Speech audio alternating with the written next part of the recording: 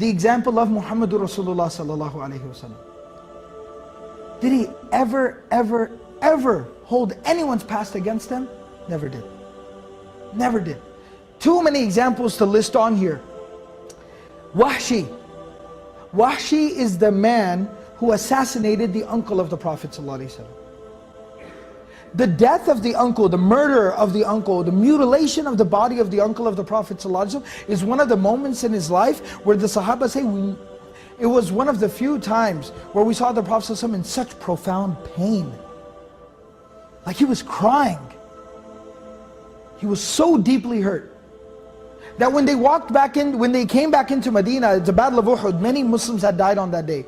And he could hear different family members crying when they were receiving the news of the death of their family member. The Prophet ﷺ started to cry as they were walking into Medina, and he started to say, today there is somebody crying for everyone who's died. But there's nobody crying for my uncle, because my uncle's own family was the one who did this to him.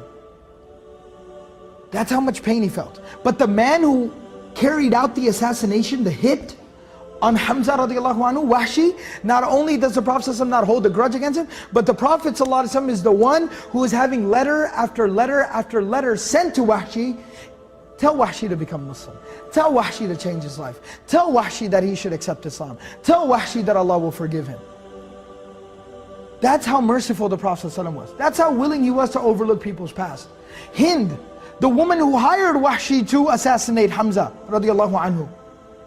And after he goes to her and he tells her the job is done, she goes down into the battlefield, she walks up to the dead body of Hamza lying there, she pulls out a dagger, she cuts his ears, his nose and his tongue out, strings them up and keeps them as a souvenir. This is a woman. She then takes the dagger, puts it in his body, rips his body open, pulls out his internal organs and mutilates his body. This is a woman. She takes his clothes and rips his clothes off and completely exposes his body. A woman who did this. That's how much he hated the Prophet ﷺ.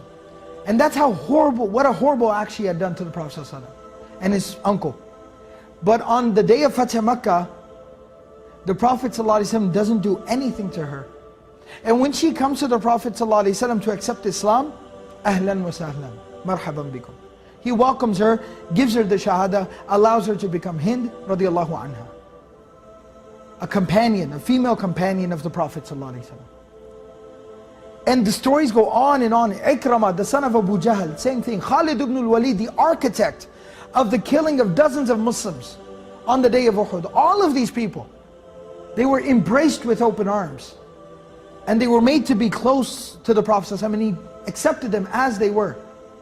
And that's not all, those are people that did something against him, even people who were just bad people in society. The Prophet ﷺ embraced him with open arms.